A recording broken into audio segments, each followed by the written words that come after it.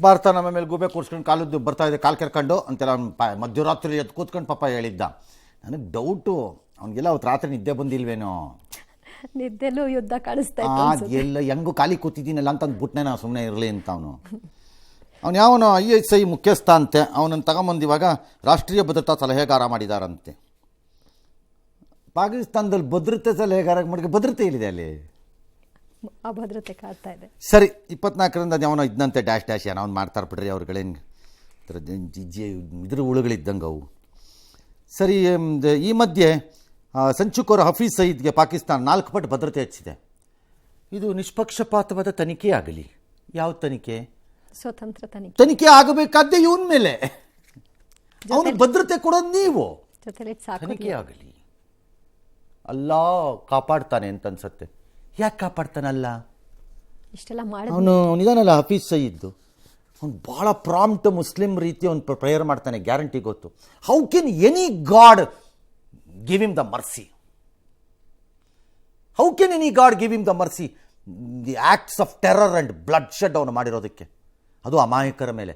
ಇಲ್ಲೊಬ್ಳು heroine ಕೇಳ್ತಾಳೆ ಪಾಕಿಸ್ತಾನದಲ್ಲಿ ಮೂಲಭೂತವಾದಿಗಳ ಕೃತ್ಯಕ್ಕೆ ನಮಗೆ ಯಾಕೆ ಶಿಕ್ಷೆ ಅಂತ. ನಮಗೆ ಯಾಕೆ ಶಿಕ್ಷೆ? ಹಾಗಾನೆ ನೀನು ಒಬ್ಬಳಿಗೆ ನಾ ಬ್ರೈನ್ ಇರೋದು? ನಾವೆಲ್ಲ ಇನ್ಕೋ ಕುರಿಗಳು ಕತ್ತೆಗಳ ಕತ್ತರಿಸಿಸ್ಕೊಳ್ಳೋಕ್ಕೆ ತಲೆನಾ? ಯಾವಳವಳು ಫಿಲಮ್ ಅಂತೆ. ಭಾರತದಲ್ಲಿ ಕೆಲವು ಜಂತುಳುಗಳಿವೆ, ಆರ್ಟಿಸ್ಟ್ಗಳು, ಸಂಗೀತ, ಫಿಲಮ್ಗೆ ಗಡಿ ಪಡಿ ಅಂತೆಲ್ಲ ಕತ್ತರಿಸಾಕ್ಬಿಡ್ಬೇಕಂತ ಅವ್ರನ್ನ ಯಾವನಾರು ಉಸಿರೆತ್ತಿದ್ರ ಆ ವಿಚಾರದಲ್ಲಿ ಹೋಗಿದ ಕಡೆಯಲ್ಲಿ ಕಲ್ಲೊಡಿಬೇಕಂತ ಅವ್ನಿಗೆ ಯಾವನಾರು ಅದನ್ನು ಆ ವಿಚಾರ ಎತ್ತಿದ್ರೆ ಬಾಯಿ ಮುಚ್ಕೊಂಡು ಬಿದ್ದಿರಬೇಕು. ಹೆಂಗೆ ಕ್ರಿಕೆಟ್ ಬೇಡ ಅಂತ BCCI ಸ್ಟ್ರಾಂಗ್ ಆಗಿದ್ದಾರೋ ಹಾಗೆ ಬಾಯಿ ಮುಚ್ಕೊಂಡಿರಬೇಕು ನೀವ್ರುವೆ, ಈ ಫೀಲ್ಡ್ ಅವ್ರುವೆ. ಯಾವನಾದ್ರೂ ಬುರ್ಡೆ ಎತ್ಕೊಂಡು ತಲೆ ಎತ್ತಬೇಕು, ಕಣ್ ಕಡೆ ಕಲ್ಲೊಡಿಬೇಕು ಅವನಿಗೆ. ಇದ್ದಾರೆ ಕೆಲವರು ಭಾರತದ ಒಳಗಡೆ ಇಂಥ ಪೋಖ್ರಿಗಳು. ಈಗ ಕೆಲವ್ರದೆಲ್ಲ ಬ್ಲಾಕ್ ಮಾಡಿದ್ದಾರೆ ಅಕೌಂಟು, ಅವೆಲ್ಲ ಮಾಡ್ಕೊಳ್ಳಿ, ಯಾರು ಬೇಡ ಅಂತವ್ರು ನಮಗೆ. ಎಸ್, ಅಟ್ಟಾರಿ ಗಡಿ ಬಂಧನ ಭಾರತ ಮುಂದುವರಿಸಿದೆ. ಇವರೆಗೂ 911 ಪಾಕಿಗಳನ್ನ ಹೊರದಬ್ಬಿದೆ. ಆದರೆ ತಮ್ಮವರನ್ನ ಬಿಟ್ಕೊಳ್ಳೋದಕ್ಕೆ ಪಾಕಿಸ್ತಾನ ಸತಾಯಿಸ್ತಾ ಇದೆಯಂತೆ, ಬೇಡ ನೀವು ಅಂತ. ಭಾರತ ಅಂಚೆ ವ್ಯವಹಾರವನ್ನು ಸ್ಥಗಿತಗೊಳಿಸಿದೆ. ಅರಬ್ಬಿ ಸಮುದ್ರದಲ್ಲಿ ಗುಜರಾತ್ ಕರಾವಳಿಯಲ್ಲಿ ಭಾರತ ನೌಕಾಪಡೆ ಸಮರಾಭ್ಯಾಸವನ್ನು ಮುಂದುವರಿಸಿದೆ. ಯುದ್ಧ ನೌಕೆ INS ಸೂರತ್ ತಲುಪಿದೆ. ಅಲ್ಲದೆ ಉತ್ತರ ಪ್ರದೇಶದ ಗಂಗಾ ಎಕ್ಸ್ಪ್ರೆಸ್ನಲ್ಲಿ ನಾಳೆ ವಾಯುಸೇನೆಯಿಂದ ಬಲ ಪ್ರದರ್ಶನ ಕೂಡ ಆಗುತ್ತೆ. ಅಮೃತಸರ ಗಡಿಯಲ್ಲಿ ಉಗ್ರ ವಿಧ್ವಂಸಕ ಕೃತ್ಯ ತಡೆದಿರುವಂತಹ BSF ಅಪಾರ ಪ್ರಮಾಣದ ಶಸ್ತ್ರಾಸ್ತ್ರಗಳನ್ನು ವಶಕ್ಕೆ ತೆಗೆದುಕೊಂಡಿದೆ. ಪಾಕಿಸ್ತಾನ ತನ್ನವರನ್ನು ತನ್ನವರಲ್ಲ ಅಂತ ಹೇಳೋದು ಹೊಸದೇನಿದೆ?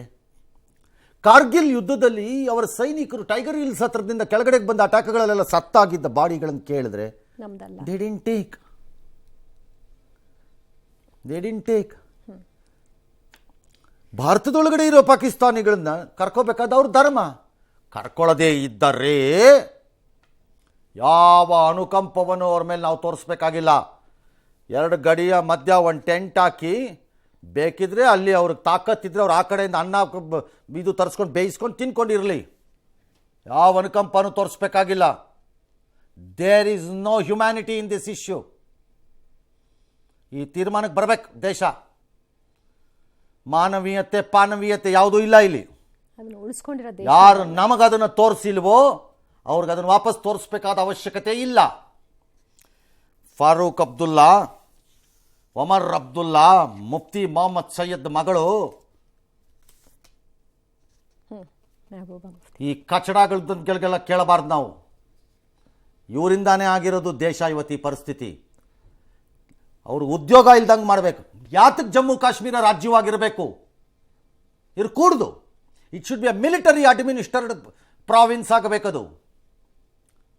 ಕಾನ್ಸ್ಟಿಟ್ಯೂಷನಲ್ಲಿ ಒಂದು ವೇಳೆ ಅಮೆಂಡ್ಮೆಂಟ್ ತರಬೇಕು ಅಂದರೆ ತರಬೇಕು. Jammu and Kashmir should not have a elected government. It should be militarily administered until the problem is solved. ಯಾಕಿರ್ಬೇಕಲ್ಲಿ ಸರ್ಕಾರ ಮಾಡ್ಬಿಟ್ಟು ಇವನನ್ನು ಚೀಫ್ ಮಿನಿಸ್ಟರ್ ಮಾಡಿಕೊಂಡು ಇವನಿಗೆ ಬಾಜಾ ಭಜಂತ್ರಿಗಳು ಕೊಟ್ಕೊಂಡು ಲೈಟ್ ಕೊಟ್ಕೊಂಡು ಒದಿಸ್ಕೊಳಕ ನಾವು ಹ್ಯುಮ್ಯಾನಿಟಿ ಇಲ್ಲವಂತೆ. ಅವ್ರ ಅಪ್ಪ ಹೇಳ್ತಾನೆ, ಚೀಫ್ ಮಿನಿಸ್ಟರ್ ಅಪ್ಪ, ಏಯ್ ಕಾಚಡ ತಗೊಂಬಂದು ಪಂಡಿತರನ್ನ ನಾಯಿ ನರಿಗಳ ಥರ ಹೊಡೆದ ಆಚೆ ಹಾಕಿದ್ರಲ್ಲ, ಸತ್ತೋಗಿತ್ತೇನೋ ನಿನ್ನ ಹ್ಯುಮ್ಯಾನಿಟಿ ಅವತ್ತು ಅಂತ ಯಾರು ಕೇಳಬಾರ್ದು ಅವನನ್ನು. 47ರಲ್ಲಿ ಸ್ವಾತಂತ್ರ್ಯ ಬಂದ ಮೇಲೆ ನಮ್ಮಲ್ಲೂ ಮುಸ್ಲಿಮರು ಉಳ್ಕೊಂಡ್ರು. ಏನಾಗಿದ್ದಾರೆ ಇವತ್ತು? ಚೆನ್ನಾಗೇ ಇದ್ದಾರೆ ನನ್ನ ಪ್ರಕಾರ. ಬಹುತೇಕರು ತರಲೆ ಮಾಡ್ಕೊಂಡು ಓಡಾಡೋರು ಓಡಾಡ್ತಾರೆ ಅಷ್ಟೇ, ಯಾರೇನು ಮಾಡೋಕ್ಕಾಗಲ್ಲ ಅದಕ್ಕೆ. ಅಂಥವ್ರಿದ್ದಾರೆ. ವೆರಾಸ್ ಅವರನ್ನು ನಂಬಿ ಅಲ್ಲಿ ಉಳ್ಕೊಂಡಿದ್ದ ಹಿಂದೂಗಳ ಪರಿಸ್ಥಿತಿ ಏನಾಯ್ತು ಇವತ್ತು? ಅವತ್ತು ನಿನಗೆ ಕಾಣಿಸ್ಲಿಲ್ವೇನೋ ಹ್ಯುಮ್ಯಾನಿಟಿ ನಿನಗೂ ನಿಮ್ಮ ಅಪ್ಪನಿಗೂ ಅಂತ ಯಾವನಾರೊಬ್ಬ ಕೇಳಬೇಕು. ಹ್ಯುಮ್ಯಾನಿಟಿ ಅಂತೆ, ಮನೆಗಳನ್ನು ಮುಟ್ಟಬಾರ್ದಂತೆ, ಪಾಕಿಸ್ತಾನದವ್ರನ್ನ ಕಳಿಸ್ಬಾರ್ದಂತೆ, ಭಯೋತ್ಪಾದಕರನ್ನ ಟಚ್ ಮಾಡಬಾರ್ದಂತೆ, ಮಾತುಕತೆ ಮಾಡಬೇಕಂತೆ, ಮದ್ದು ಮಣಿ ತಗೊಂಬಂದು ಅವನನ್ನು ಫಸ್ಟ್ ಆಚೆ ಹಾಕಬೇಕು ದೇಶದಿಂದ. ನನ್ನ ಪ್ರಕಾರ ಅಂಡರ್ ಎ ಸ್ಪೆಷಲ್ ಲಾ ಇಂಥವ್ರನ್ನೆಲ್ಲ ಇಟ್ಕೊಂಡು ದೇಶ ನಡೆಸ್ತೀವಂತೆ ನಾವು. ದೇಶ ವೈ ಶುಡ್ ಭಾಳ ಜನ ವಾದ ಮಾಡ್ತಾರೆ ಜಮ್ಮು ಕಾಶ್ಮೀರ ರಾಜ್ಯವಾಗಬೇಕು, ಯಾವುದ್ರಿ ಪ್ರಜಾಪ್ರಭುತ್ವ? ದೇಶ ವಿರೋಧಿಗಳು ಕೂತ್ಕೊಂಡು ಆಡಳಿತ ನಡೆಸೋಕ್ಕೆ ಪ್ರಜಾಪ್ರಭುತ್ವ ಬೇಕಾ ಅಲ್ಲಿ? ನೋ, ಬರ್ಕೂಡದಲ್ಲಿ ನನ್ನ ಪ್ರಕಾರ democracy should be kept in abeyance in J&K alone, ಬೇರೆ ಅಲ್ಲ ನಾ ಹೇಳ್ತಿರೋದು. ಅದು ಎಲ್ಲಿವರೆಗೆ? ಈ ಪ್ರಾಬ್ಲಮ್ ಸಾಲ್ವ್ ಆಗೋವರೆಗೆ. ಅಲ್ಲೊಬ್ಬ ಮಿಲಿಟರಿ ಜನರಲ್ ಆಡಳಿತ ನಡೆಸಬೇಕು ರಾಜ್ಯಪಾಲನಾಗಿ. ಇವುಗಳಿಗೆ ಉದ್ಯೋಗ ಇಲ್ದಂಗೆ ಮಾಡಬೇಕು ಈ ಕಚಡಗಳಿಗೆ. ಎಸ್, ದಾಳಿಗೂ ಮುನ್ನ ವಾರದ ಹಿಂದೆ ಪಹಲ್ಗಾಮ್ಗೆ ಉಗ್ರರು ಬಂದಿದ್ರು. 2 ದಿನಗಳ ಕಾಲ ಉಗ್ರರು ಅಲ್ಲೇ ಇದ್ಕೊಂಡು 4 ಪ್ರವಾಸಿ ತಾಣಗಳನ್ನು ಗುರಿಯಾಗಿಸಿದ್ರು. ಅದರಲ್ಲಿ ಹೆಚ್ಚಿನ ಭದ್ರತೆ ಇದ್ದಿದ್ದ ಕಾರಣ ಬೈಸರನ್ನ ಕೊನೆಗೆ ಟಾರ್ಗೆಟ್ ಮಾಡಿದ್ರು ಅನ್ನೋದು ಗೊತ್ತಾಗಿದೆ ತನಿಖೆಯಿಂದಾಗಿ. ದಾಳಿಗೂ ಮುನ್ನ ಈ ಪ್ರದೇಶದಲ್ಲಿ 3 ಸ್ಯಾಟಲೈಟ್ ಫೋನ್ಗಳು ಕೂಡ ಸಕ್ರಿಯವಾಗಿತ್ತು. ಸ್ಯಾಟಲೈಟ್ ಫೋನ್ ಎಲ್ಲ ಸಿಕ್ಕದೇನು ಇವತ್ತಿನ ಫಸ್ಟ್ ಅಲ್ಲ, ನಮಗೆ ಎಂದೆಂದಿನ ಕಾಲದಿಂದಾನೇ ನೋಡಿದ್ದೀವಿ ಈ ಆಟನೆಲ್ಲ. ಅದನ್ನವ್ರು ಮಾಡ್ಕೋತಾರೆ. ಪಹಲ್ಗಾಮ್ ಉಗ್ರ ದಾಳಿನಲ್ಲಿ ಸಾವನ್ನಪ್ಪಿದ್ದ ವಿನಯ್ ನರ್ವಾಲ್ ಲೆಫ್ಟಿನೆಂಟ್ ಅವ್ರದ್ದು ಹುಟ್ಟುಹಬ್ಬ. 106 ಜನ ಅವ್ರಿಗೆ ರಕ್ತ ಕೊಟ್ಟು ಎಲ್ಲ ಮಾಡಿದ್ದಾರೆ. ಅವ್ರು ಶ್ರೀಮತಿ ಮಾತಾಡಿದ್ದಾರೆ, ನಾವು ಮುಸ್ಲಿಮರು ಅಥವಾ ಕಾಶ್ಮೀರಿಗಳನ್ನು ಗುರಿಯಾಗಿಸಬಾರ್ದು. ಎಕ್ಸಾಕ್ಟ್ಲಿ. ಕಳೆದ 10 ತಿಂಗಳು ಆರ್ಟಿಕಲ್ 370 ತೆಗೆದ ಮೇಲೆ ಇದ್ದಂಥ ಪರಿಸ್ಥಿತಿನಲ್ಲಿ ಭಾಳ ಮುಸ್ಲಿಮರು ಅಥವಾ ಹಿಂದೂಗಳು ಅಥವಾ ಯಾರೇ ಆಗಲಿ ಜಮ್ಮು ಕಾಶ್ಮೀರದಲ್ಲಿ ನೆಮ್ಮದಿಯಾಗಿದ್ದರು. ಈ ಕಚಡಗಳ ರಾಜ್ಯಭಾರ ಇಲ್ಲದೆ ಈ ಕಂತ್ರಿಗಳು ಬಂದೇ ಆಗಕ್ಕೆ ಸ್ಟಾರ್ಟ್ ಆಗಿರೋದು. ಮತ್ತೆ ಎಲ್ಲ ಓಟು ಸಾಯ್ತಾರೆ. ಅದಕ್ಕೆ ಹೇಳಿದ್ದು ಜಮ್ಮು ಕಾಶ್ಮೀರ ರಾಜ್ಯ ಆಗಬಾರ್ದು ಅಂತ. ಇಲ್ಲದಿದ್ರೆ ಈ ಸ್ವಾರ್ಥ ಮುಂದುವರಿತಾರೆ. ನಮಗೆ ಶಾಂತಿ ಇರಬೇಕು, ದಾಳಿಯಲ್ಲಿ ಭಾಗಿಯಾದವ್ರಿಗೆ ಶಿಕ್ಷೆ ಆಗಬೇಕು. ನಮ್ಮ ಪಾಲಿಸಿ ಸಿಂಪಲ್, ಭಯೋತ್ಪಾದಕರಿಗೆ ಶಿಕ್ಷೆ ಆಗಬೇಕು. ಭಯೋತ್ಪಾದಕರಿಗೆ ಹೊರಗಡೆಯಿಂದ ನೆರವು ಕೊಡುತ್ತಿರುವವರಿಗೆ ಕತ್ತರಿಸಿ ಹಾಕಬೇಕು. ಭಯೋತ್ಪಾದಕರಿಗೆ ದೇಶದ ಒಳಗಡೆ ಕೂತ್ಕೊಂಡು ನೆರವು ಮತ್ತು ಅನುಕಂಪ ತೋರಿಸುವವರ ಬುರುಡೆ ಒಡೆಯಬೇಕು. ನಮಗೆ ಅಷ್ಟೇ ಬೇಕಾಗಿರೋದು. ಕಣ್ ಕಡೆ ಎಲ್ಲ ಮುಸ್ಲಿಮ್ಗೆ ಹೊಡಿ ಅಂತಾನೋ, ಕಣ್ ಕಡೆ ಎಲ್ಲ ಇವು ಜಮ್ಮು ಕಾಶ್ಮೀರದವ್ರಿಗೆ ಹೊಡೀರಿ ಅಂತಾನೋ ಯಾವನು ಹೇಳ್ತಾನೂ ಇಲ್ಲ, ನಮಗೆ ಬೇಕಾಗೂ ಇಲ್ಲ. ಆದ್ದರಿಂದ ನಮಗೇನು ಸಿಗೋದು ಇಲ್ಲ, ಪ್ರಯೋಜನ ಇಲ್ಲ. ಈ ಮೂರಾಗಬೇಕು. ಅದ್ರಲ್ಲಿ ಫಾರೂಕ್ ಅಬ್ದುಲ್ಲನೂ ಬರ್ಬೋದು, ಹೇಳಕ್ಕೆ ಬರಲ್ಲ ಬುರುಡೆ ಹೊಡೆಯೋದು ವಿಚಾರದಲ್ಲಿ ಬರ್ಬೋದು, ಯಾರಿಗೂ ಗೊತ್ತು. ಇದೇ ಥರ ಸಪೋರ್ಟ್ ಮಾಡ್ತಾ ಇದ್ರೆ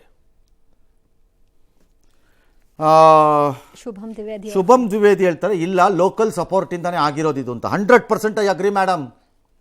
ಲೋಕಲ್ ಸಪೋರ್ಟ್ ಇಲ್ಲದೆ ಇದಾಗಲ್ಲ. ಯಾರೋ ಒಬ್ಬರೋ ಇಬ್ಬರೋ ಬಂದಲ್ಲಿ ಅವತ್ತು ಸಪೋರ್ಟ್ ಮಾಡಿರ್ಬೋದು, ಅಲ್ಲಿ ಏಟ್ ಹೊಡಿಸ್ಕೊಂಡವ್ರಿಗೆ. ಉಳಿದವ್ರು ಬಂದಿಲ್ಲ. ಅಲ್ಲಿ ಬಂದಿದ್ದಿದ್ರೆ 45 ನಿಮಿಷದಲ್ಲಿ ಇಷ್ಟೆಲ್ಲ ರಕ್ತ ಹರಿಬೇಕಾಗಿರಲಿಲ್ಲ. ಡ್ರಾಮಾ ಇದು. ಆ ನೆರೆಟಿವನ್ನು ಬಿಲ್ಡ್ ಮಾಡಿದ್ರು ಎಲ್ಲ ಸೇರಿಕೊಂಡು. ಯಾರ್ಯಾರಿಗೆ ಪಾಕಿಸ್ತಾನ ಬೇಕೋ ಹೋಗಿ, ಯಾರು ಬೇಡ ಅಂದಿರೋರು ನಿಮ್ಮನ್ನ ಹೋಗಿ, ಇನ್ಕ್ಲೂಡಿಂಗ್ ಫಾರೂಕ್ ಅಬ್ದುಲ್ಲಾರ್, ಒಮರ್ ಅಬ್ದುಲ್ಲಾರ್, ಮುಫ್ತಿ ಮೊಹಮ್ಮದ್ ಸೈಯದ್ ಮಗಳು ಹೋಗಿ. ಅಲ್ಲಿ ಹೋದ್ರೆ ಮೇಡಮ್ ಇದ್ದಾಳಲ್ಲ ಅವಳು ಅಥವಾ ಈ ಒಮರ್ ಅಬ್ದುಲ್ಲಾರ್ ಲೋಕಲ್ ಕಾರ್ಪೊರೇಷನ್ ಸೀಟಲ್ಲಿ ಎಲೆಕ್ಟ್ ಆಗಕ್ಕೆ ಬಿಡಲ್ಲ ನಿಮ್ಮನ್ನು. ಅಯೋಗ್ಯರನ್ನು ತೊಗೊಂಬಂದು ಎಲ್ಲರೂ. ಎಸ್.